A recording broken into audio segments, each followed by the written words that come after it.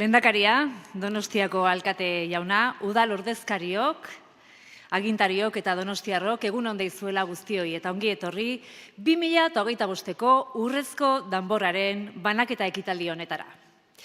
Zer nolako poza ematen duen Donostiako egun handian, San Sebastian egunean, hain maitea den ekitaldi honetan parte hartzeak eta hainbeste lagun elkarrekin pozik ikusteak.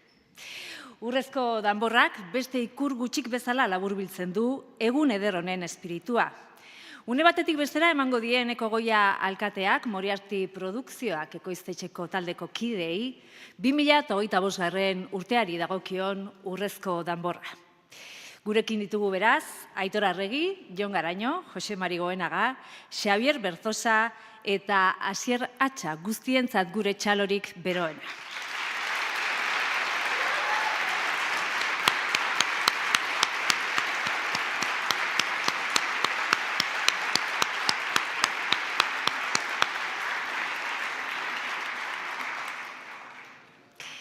La candidatura de Moriarty Produczioak fue seleccionada por la Junta de Portavoces de este ayuntamiento en una lista en la que abundaban nombres ilustres. Sobra decir que las razones son más que fundadas. Entre ellas destacaría personalmente la capacidad que ha tenido esta productora de situar el cine hecho en una lengua minoritaria como el euskera en el mapa del cine internacional. Y cuando digo mapa me estoy refiriendo al top mundial, a lugares como Hollywood, donde han tenido la suerte, la enorme suerte de poder disfrutar de grandes trabajos que han sido pensados en euskera. Esto por sí solo ya es un hito que bien merece que la tamborrada de la Unión Artesana toque la diana. Nahi duzuenean.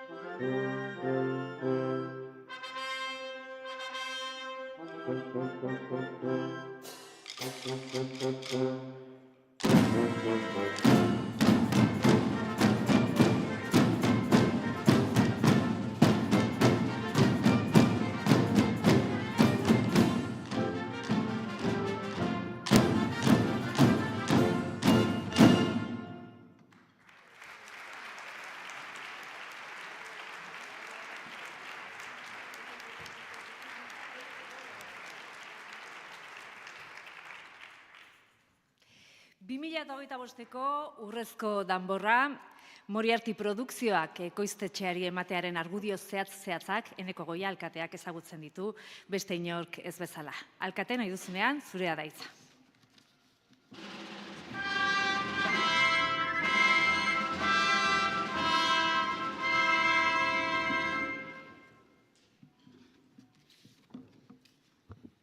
Lehendakari jauna, agintari eta lagunak, egunon guzti hori.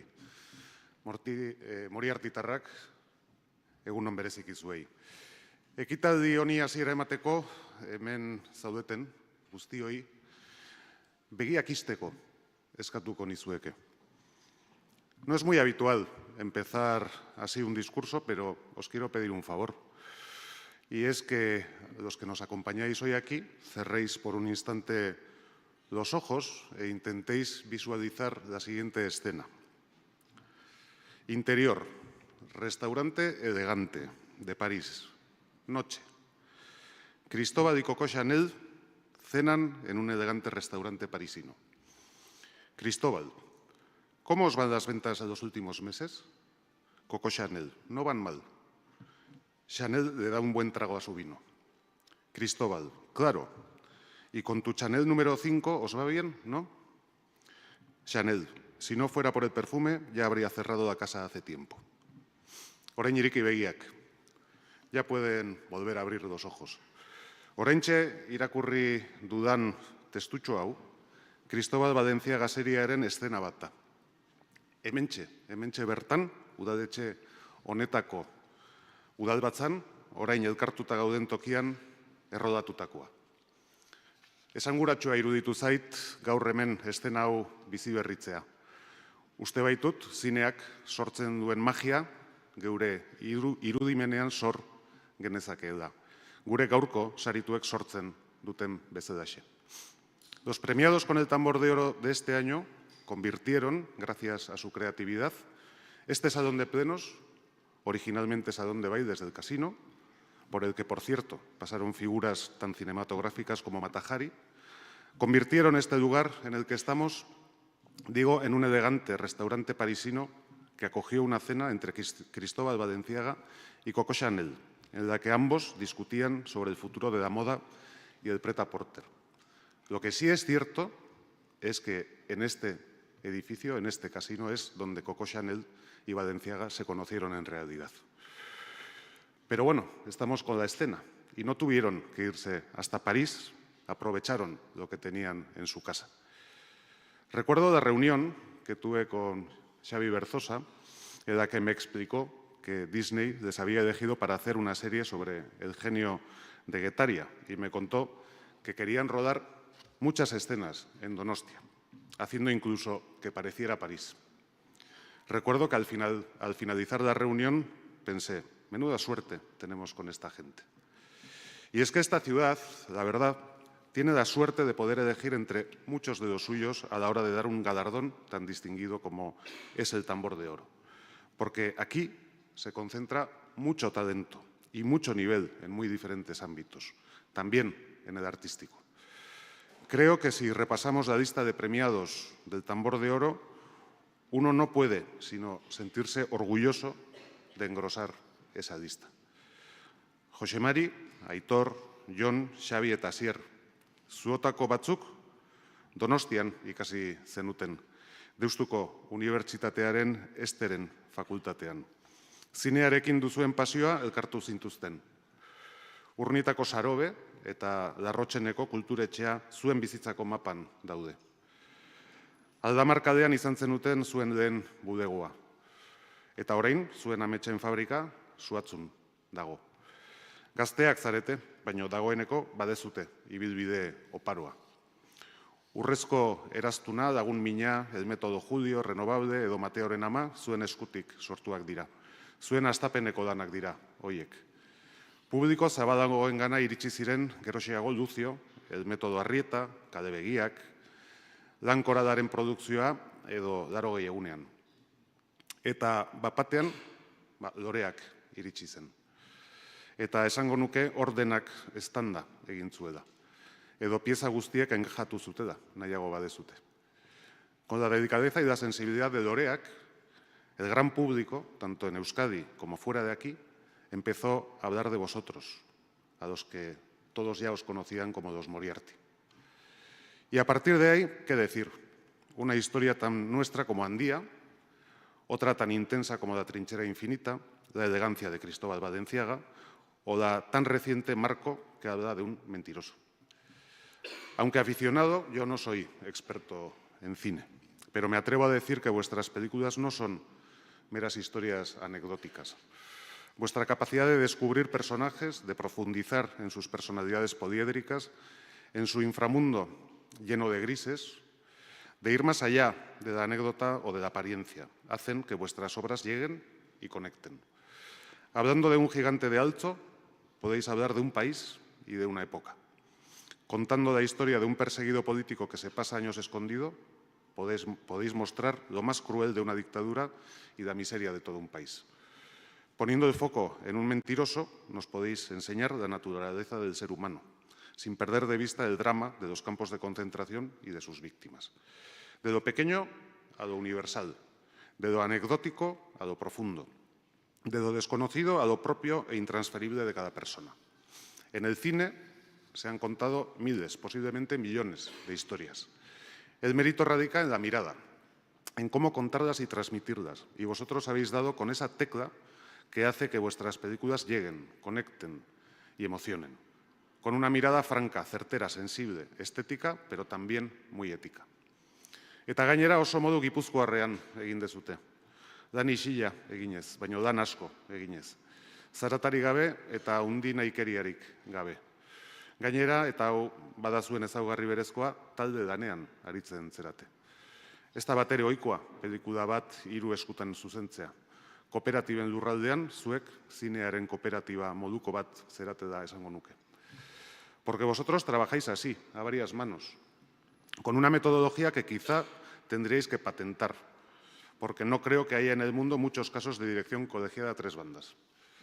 Sé que vosotros trabajáis mucho, discutís bastante, os enfadáis y os replanteáis todo varias veces, para desesperación de vuestros colaboradores, pero al final llegáis a acuerdos y una vez decidido, actuáis. Eso que quizá puede verse como un lastre, que ralentiza los proyectos, estoy seguro de que en vuestro caso os hace más fuertes y mejores. Creo que en esto también podemos decir que sois guipuzcoanos pata negra. En un mundo en el que la atención, el protagonismo y los egos son moneda de cambio, vosotros os presentáis con la humildad como bandera, la discreción como marca y la excedencia del producto como cuestión innegociable. Eso lo saben todos los que trabajan con vosotros, los actores y actrices, los directores de producción o casting, los técnicos y todos los que colaboran en vuestras películas. He citado antes para parte de vuestra filmografía. Sé también que tenéis alguna idea o proyecto soñado que todavía no ha visto la luz. Solo os doy un consejo. Espero que algún día lo podáis llevar a cabo y os animo a que persigáis vuestro sueño. Detrás de las locuras siempre llegan las grandes obras. Y también os voy a decir otra cosa. Ser tambor de oro de Donostia es un gran reconocimiento del que hay que estar orgulloso y hay que celebrar, por supuesto. Como así espero que lo hagáis a lo largo del día de hoy y en lo sucesivo. Pero al mismo tiempo es una gran responsabilidad, porque a partir de ahora os convertís oficialmente en embajadores de la ciudad. A partir de este momento, la ciudad que os distingue y os reconoce os pide que sigáis haciendo lo que habéis hecho a lo largo de vuestra carrera. Hablar de ella, enseñarla en vuestras películas y, ¿por qué no? Me atrevo a soñar, convertirla quizá algún día en una de sus protagonistas.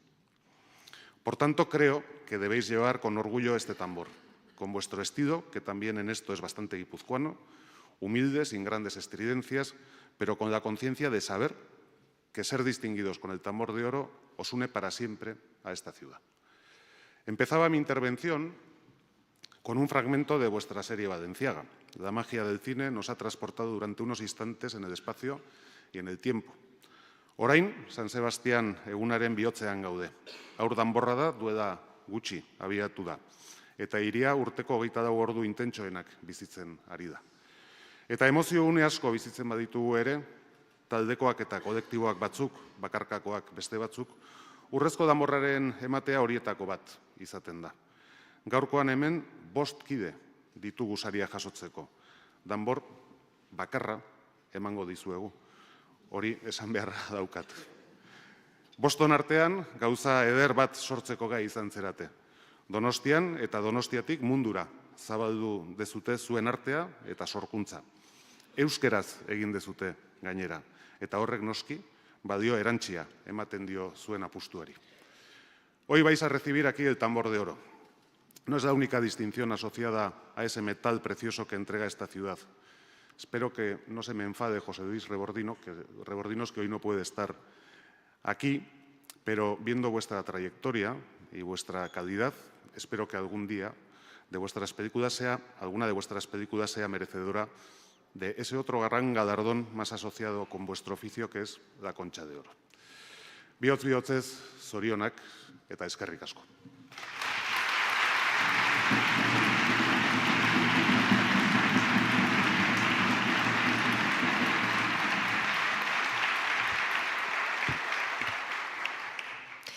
Eskerrik asko Goi alkatea, beraien lanak honezkero ez du aurkezpen handiegirik behar, baina guztiei erakutsi nahiko genizueke Moriarty produkzioak ekoiztetxeak nola lan egiten duen eta zertan bihar duen.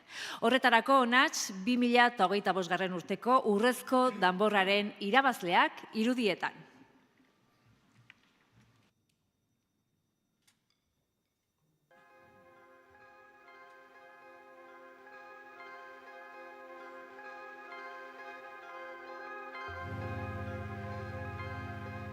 Moriarty berez, lehenbizi dia 4-5 pertsona ez, elkar ikasten dutenak saroben, idei berri batzuk indatozenak, proiektu batzuk behaien gainen, baina oraindik igual forma gabe ez. Saroetik atera ginenean, hasi ginen elkarrekin kortok egiten Larrotxenen.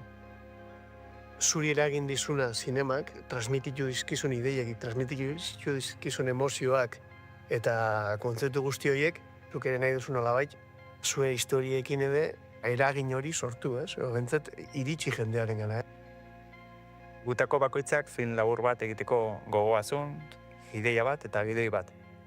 Asmoa zen, ideiazun horrek film labur bat zuzentzea eta gainontzekoek responsabilitateko postuetan laguntzea. Eta orduan aposten genuen tercero B izeneko korto bat egiteko, eta egia zen oso ondo atera zen korto bat izan zen, sari asko jaso ez dituen, laguntzak, eta horrekin gainotzeko produktoren atentzio deitu genuen eta seginan beste produktora batontzat edukiak garatzen. Los Moriarty son fruto de su talento y de las oportunidades que tuvieron empezando en la Casa Cultura Larrotxene. Yo me acuerdo de sus primeros cortos, que eran unos jovencitos, ¿no? Y poco a poco van haciendo cada vez películas más interesantes, empiezan a hacer algunos documentales, para luego ya llegar tal vez el gran momento para mí, que es Loreac, ¿no? Creo que Loreac es un punto de inflexión. Loreac significa la presencia en un festival internacional como San Sebastián, y creo que eso les da un carácter internacional. Leku askotara iritsi zen Loreac. Proiektura izan zen, benetan kanpoan gure lana ikusteko aukera izan genunan, parte hartu genuen asko. Bai nik uste aktoreak eta teknikoak zuzendariak ere ez, baina horrek bai markatu zula aurrekari bat gure ibilbideetan.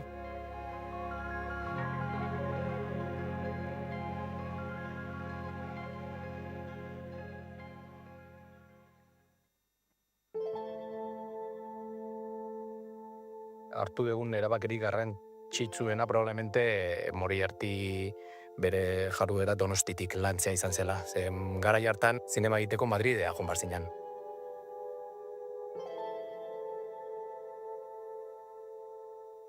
Guretzako zinema industria bada, noski ogibide bada guretzako ere bai, baina kultura ere bada ez, eta kultura esaten detenean ez dut esaten artea soilik, baizik eta kultura, hezkuntza, hemengo errealitatea erakusteko leiho bat.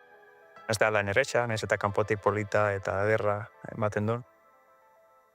Gure industria txiki honetan Moriartytarrek egin duten lana urte batzuk barru jakingo dugula neurtzen, ez? Uste dut, mugarri izan direla zentzu askotan. Euskal teknikari aktore hongan lupa jarri duten kanpoko jende askok haien erruagatik egin dutela ez. Handia izan zen gertakizun bat, ez, ikaragarria.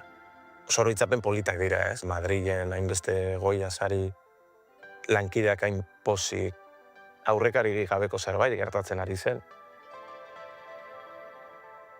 Yo creo que hay pocos casos de un grupo que trabajan juntos y se intercambian los papeles. Film luzeetan normalean bi zuzendari edo hiru izan gea, ez? Egia da gure kasuan ere ahal degula Jonekin edo Aitorrekin egin, baina nik ezingo nuke beste inorekin egin. Espiritu hori edo urteen poderioz gaur egun arte iritsi eta nik uste dut gure etxearen markarik garbienetakoa dela. Moriartitarrak oso eskuzabala dira. Koitzak du hain mundu propio indartsua eta desberdina, baina gero gai dira ere bai haien mundu propio hori pixka bat moldatzeko, edo pixka bat okertzeko. Hori zoragarria da.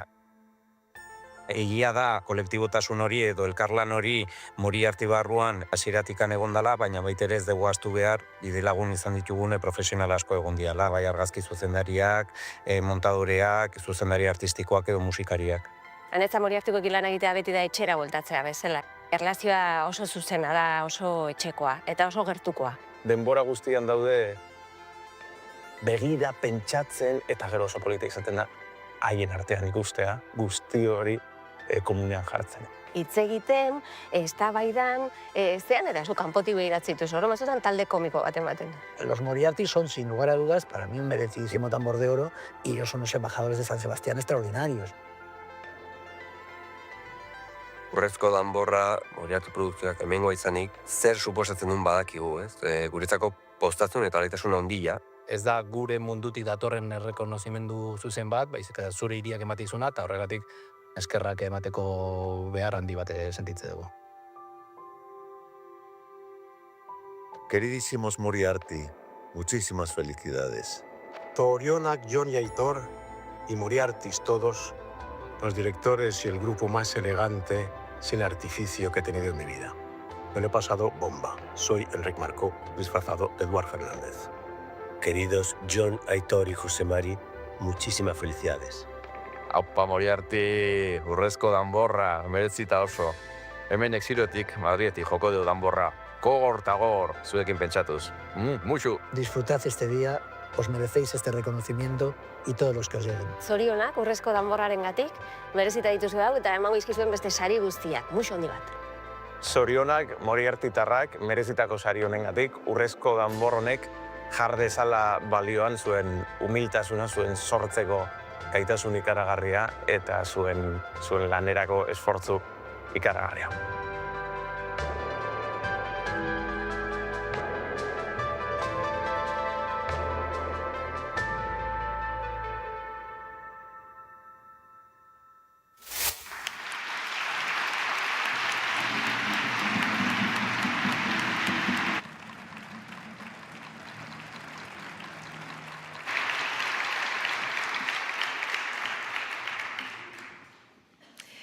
Hay muy pocas personas que conocen también como Jorge Gil Munarriz la evolución que ha experimentado este gran equipo de profesionales a lo largo del tiempo.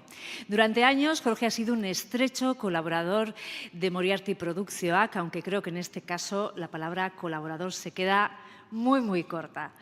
Legazpiko zuzendari eta gidoi egileari emango diogu jarraian hitza. Jorge, nahi duzunean zurea da hitza.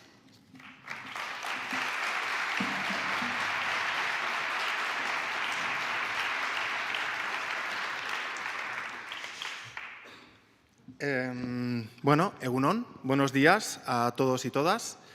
Simbolikoa dela, esango nuke, gaur gu guztiok hemen bilduta egotea. Udaletxe hau Moriarty ekoiztetxearen historioa idazten hasi zen lekutik oso gertu baitago. Google Mapsen arabera, 480 metrotara hain justu. Soraluze kalearen 3. izan zen, orain dela 25 urte, zuek, Jose Mari, Aitor, Xabi, Jon, filmiak egiteari amesten ekin zeniotenean. Et nork esango zizuen orduan, 25 urteko ibilbidea itxaroten zitzaizuela aurretik, hain oparoa, hain arrakastatxua gainera, eta azken arrakasta noski hauxe, gaurkoa. Además de vuestro entusiasmo, en aquel momento fue imprescindible la confianza de un socio externo, alguien que, aunque a diferencia de vosotros no había estudiado cine, tenía el mismo grado de ilusión, y también de inconsciencia que vosotros. Moriarty le debe mucho a Asier Hacha y qué mejor día que hoy para reconocérselo.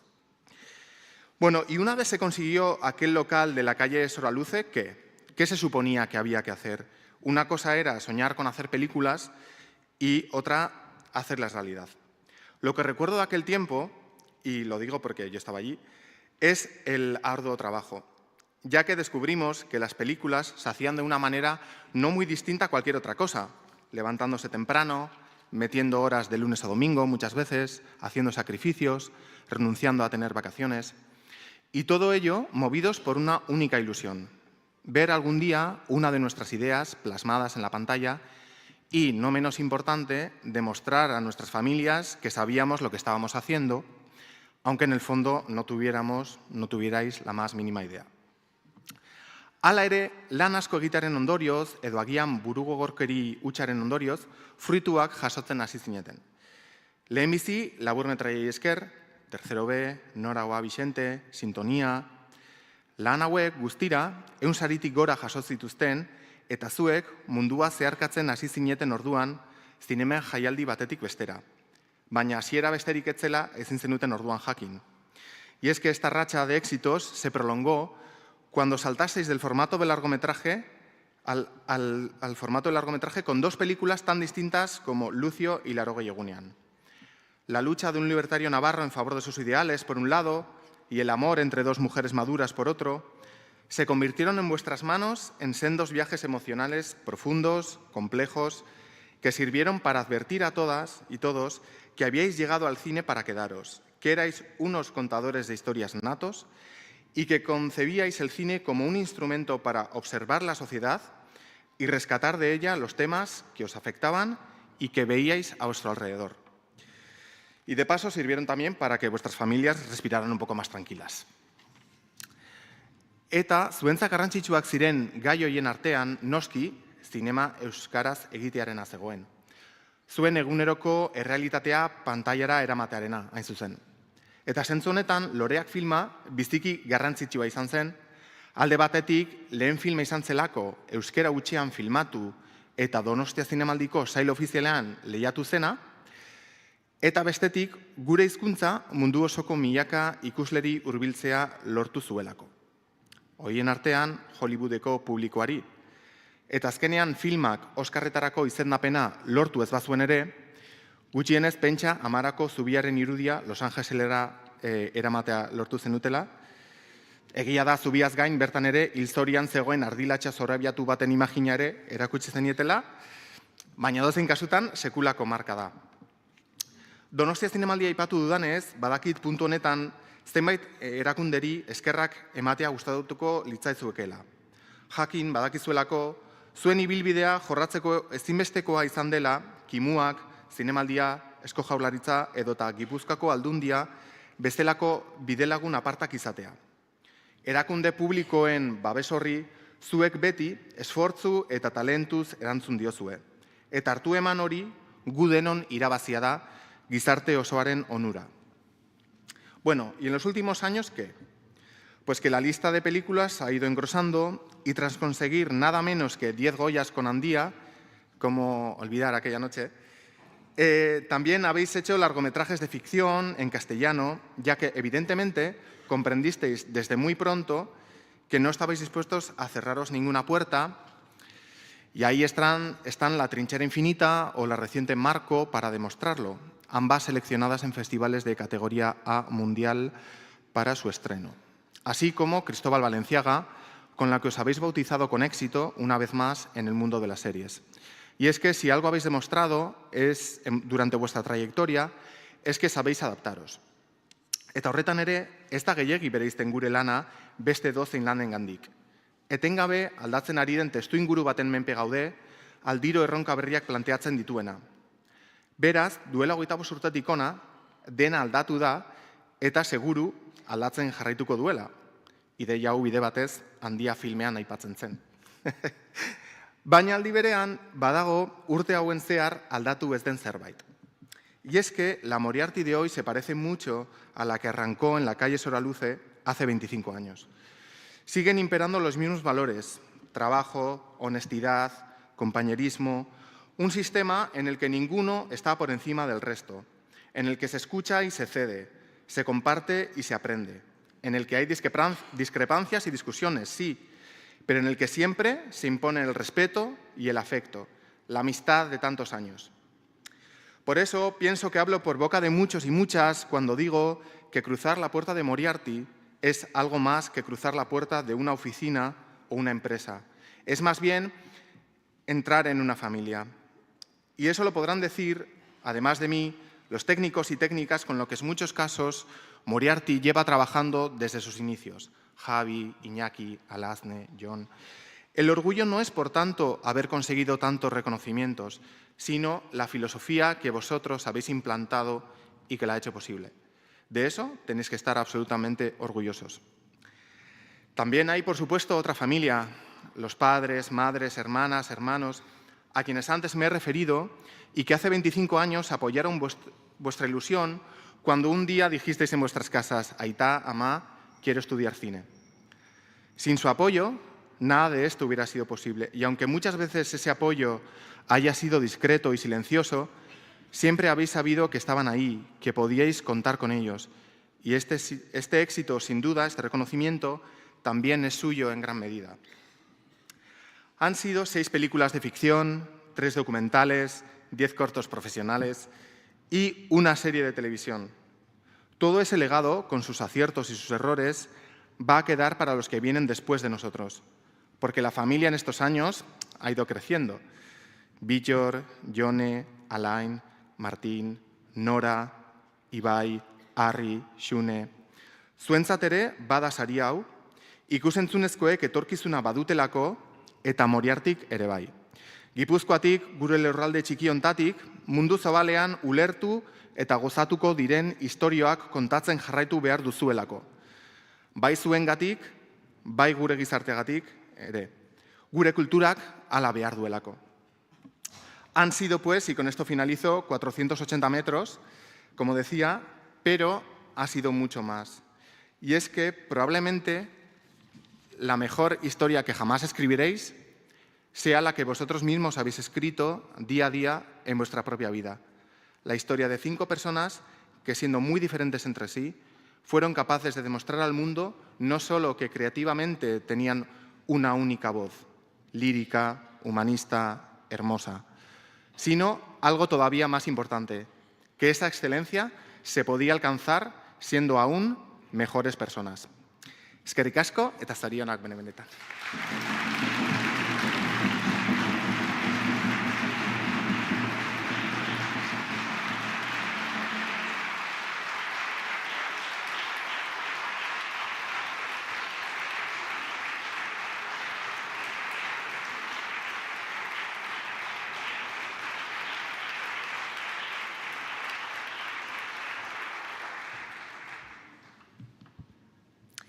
Eskerrik asko, Jorge.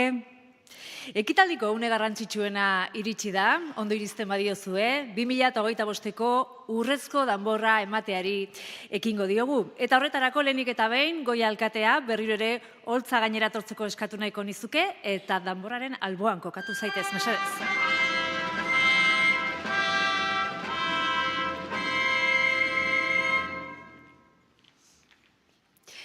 La entrega del tambor de oro es un acto tradicionalmente muy solemne, pero también festivo, que se desarrolla al son de los compases de Irillarena. Un acto emotivo que vamos a compartir a continuación, así que sin más dilación voy a pedir a los representantes de Moriarty Produkzioak, mesedez, hurbildu zaitezte zuen garaikurra jasotzera, Aitor Arregi, Jon Garaño, Jose Mari Goenaga, Xavier Berzosa eta Asier Atxa.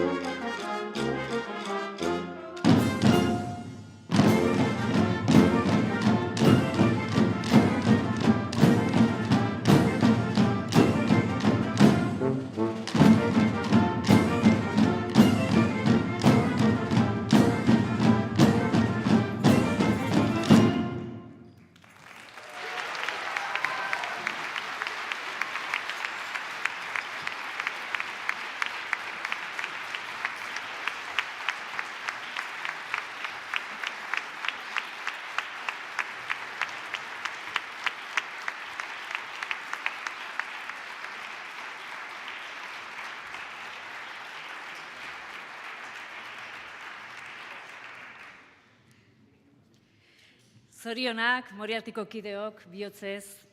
Zuen omenez Kukai dantza taldeak, txistulari bandaren laguntzaz, ohorezko kontrapasa eskainiko dizue. Beraz, Alain Maia eta Mairi Castaño, dantzariok mesedez, zatozte hemen aurrera eta nahi duzuenean, has zaitezkete.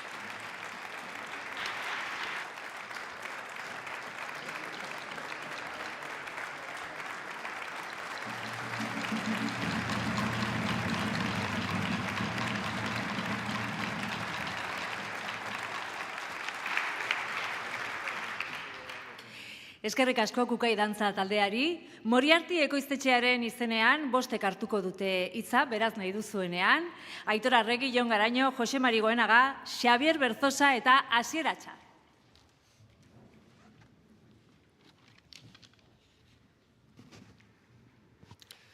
Lehendakari jauna, Legebiltzarreko presidente anderea, Aldun Nagusia, alkate jauna, gainentzeko ordezkari politiko eta sozialak eta gerturatu zareten donostiar guztiei eguerdion.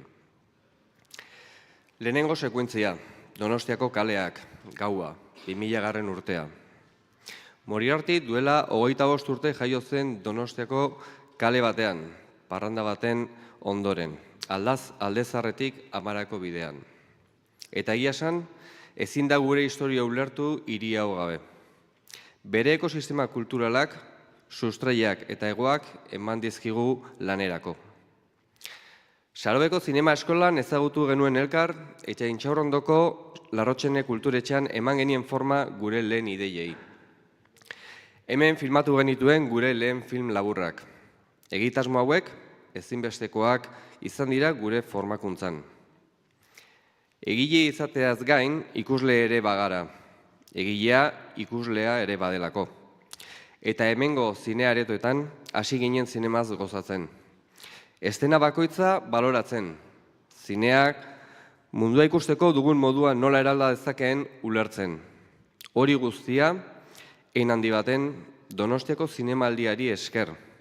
Zinea egiteko eta bizitzeko beste modu batzuk deskubritu zizkigulako.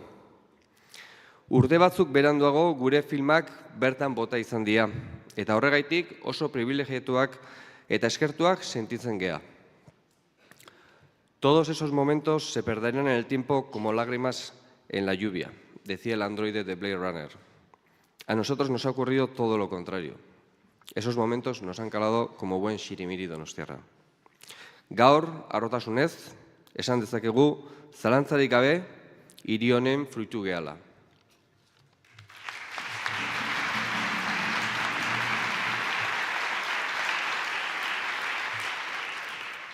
Secuencia 2, interior cafetería de Amara, en el barrio de Amara, día, año 2002. En una cafetería de Amara decidimos ponerle nombre a nuestra productora. Un año más tarde constituimos la empresa, pero eran otros tiempos. En aquel momento crear una productora para hacer exclusivamente cine y películas no parecía la mejor de las ideas. Hacerlo en Donosti con la intención de rodarlas en euskera era algo casi descabellado. Sin embargo, tomamos una decisión que ha marcado el rumbo de nuestras vidas profesionales y personales. Apostar por la ciudad, por esta ciudad, apostar por el cine y apostar por nuestra lengua. Apostamos por Donosti porque sentíamos que aquí podíamos ayudar a construir algo único y porque creemos en su capacidad de ser hogar de la creatividad y del talento. Apostamos por el cine porque creemos en su poder transformador y su capacidad para trascender fronteras y generaciones. Eta euskararen aldeko apostua egiten dugu gure nortasuna eta emozioak hobekien adierazten dituena delako.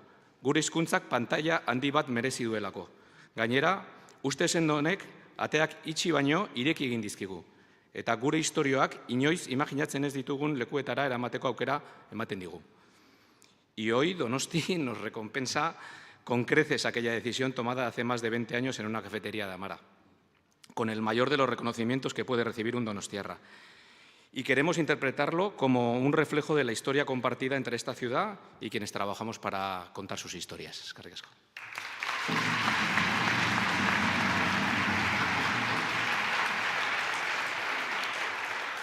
Bueno, hirugarren barkatu ahotsa gaizki dakat, ez da gea, pixkat ere bai, baina katarro ere bai.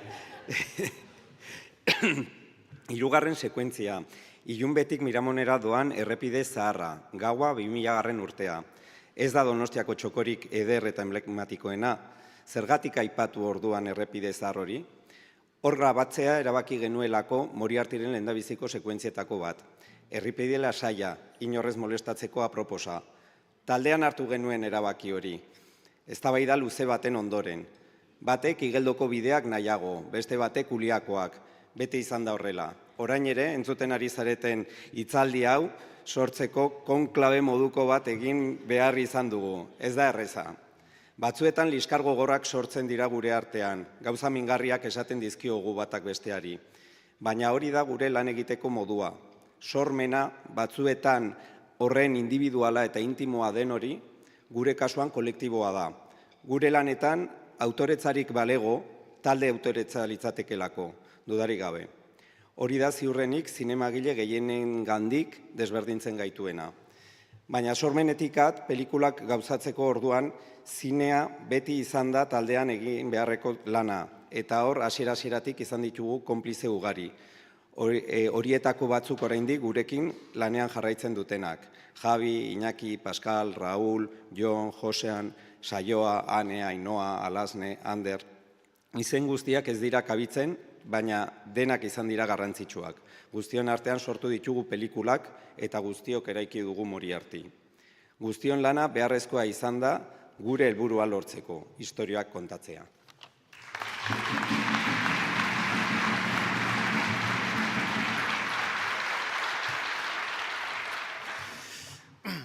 Secuencia 4, Interior Cines Príncipe Día, año 2005, 2007, 2010, 2014 o 2016. Las personas necesitamos de las historias para explicarnos a nosotros mismos desde que existe la humanidad. Esto dicho así queda bonito, pero hacer cine es caro y no es fácil apostar por los que están empezando. Productoras como Orio, Morgan y otros tantos nos dieron una primera oportunidad cuando no sabíamos por dónde nos daba el viento. Pero sobre todo fue nuestro colaborador más importante, Irusoin, que ha sido una productora que siempre nos ha dado confianza y compañerismo. Es muy importante dar oportunidades a los que empiezan. Y esa apuesta por cineastas nuevos también se da en Kimuak, el catálogo de cortos vascos. Queremos reivindicarlo como un punto de encuentro clave para nuestra generación y las venideras, impulsando nuestros comienzos y las de muchos otros y otras cineastas vascos, que saben bien que crear conlleva lucha y sufrimiento. Como dice el director de cine Guillermo del Toro, el estado natural de una película es que no exista. Son toneladas de piedras inmóviles y esas piedras las mueve la voluntad de los que quieren contar esas historias, la voluntad de una comunidad que quiere crear. Y afortunadamente nos sentimos parte de una comunidad mayor, la de los cineastas vascos, Euskal Zinemagileak.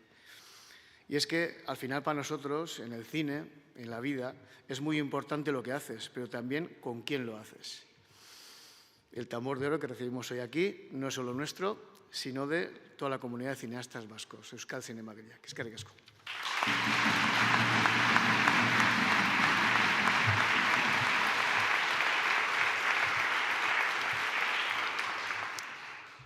Bosgarren sekuentzia, eta azkena. Donostiako udaletxeko pleno aretoa, eguna, 2025ko urtarrilaren 20, eguerdiko ordu batak eta 19. Udaletxeko pleno areto honetan urrezko danborra jaso berri duten mutil hauek beraien diskurtsora bukatzera doaz. Y no queremos acabar sin antes agradecer su apoyo a nuestros padres. Cuando un día, hace más de 25 años, les dijimos que queríamos hacer cine, su reacción fue algo así como, ¿pero esto tiene futuro? ¿Estáis seguros? Pero a pesar de sus reservas, sus dudas, sus miedos y en algún caso hasta disgusto, nos dieron la oportunidad de intentarlo. Nos apoyaron, incluso cuando no entendían del todo por qué estábamos tomando este camino. A ellos les debemos el inicio de este viaje. Gero, gure anaia rebei, gainotzeko familia eta lagunei, eta batipat etxekoei. Gure bikote eta seme alabei. Kanpotik, zinemak, alfombra gorri, glamour, txalo eta horrelakoen itxura eman dezaken arren, zinema ordu amaigabeak dira idazten eta planifikatzen, sormen blokeoak, zalantzak, frustrazioak, gaizki ulertuak, kritikak, eta hala ere hor daude, beti gure ondoan. Momentu honenetan, baina baita ere txarrenetan. Zuen pazientzia, ulermena, babesa eta maitasuna ezinbestekoak izan dira gu gaur hemen egoteko. Maite zaituztegu.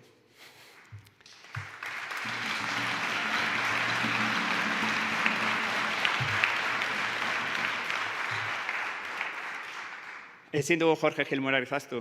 Gurekin 2000 urtean hasi eta Moriartyren langile bakarra izan zena 10 urtez. Inor baino gehiago ezagutzen eta sufritzen eta txalotzen gaituena. Eskerrik asko Jorge, beti izango zara gure familiekoa, eta eskerrik asko zure hitz ederroengatik. Beti izan zera gure artean hobekin hazten duna, hori argi gelditu da. Eta azkenik, ziurrenik hasieran esan behar genuena, alkate jaunari, udaletxeko bozeramaileen batzordeari, zinegotziei, gure hautagaitza aurkeztu zuenari edo zutenei, eta nola ez, Donostiako herriari, eskerrik asko. Ondo izan, San Sebastian egun ederra pasa, eta gora Donostia!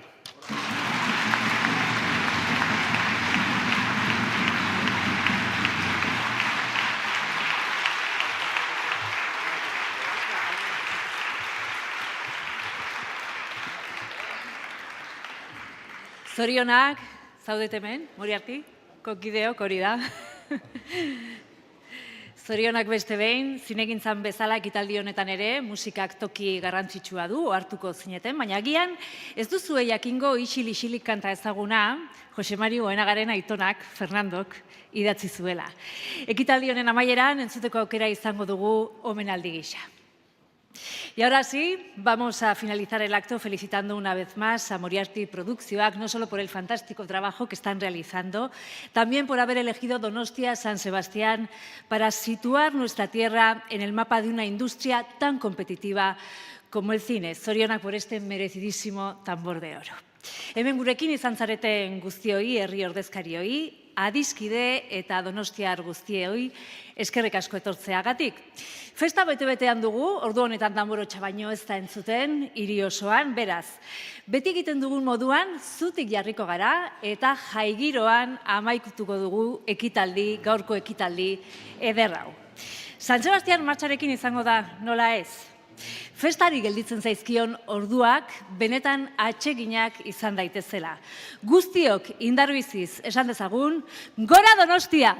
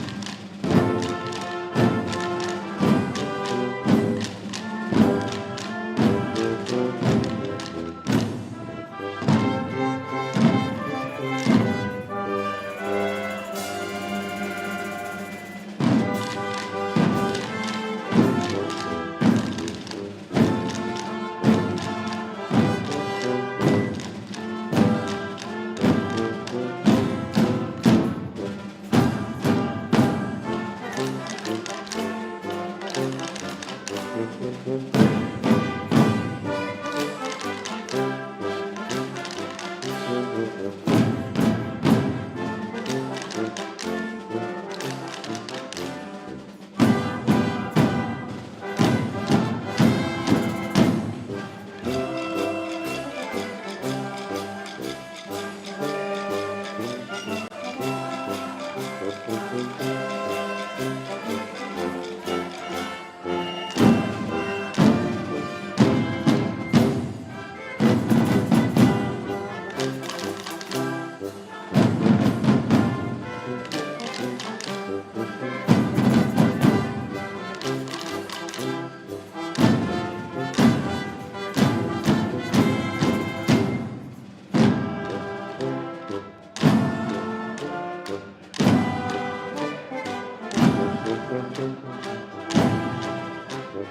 you.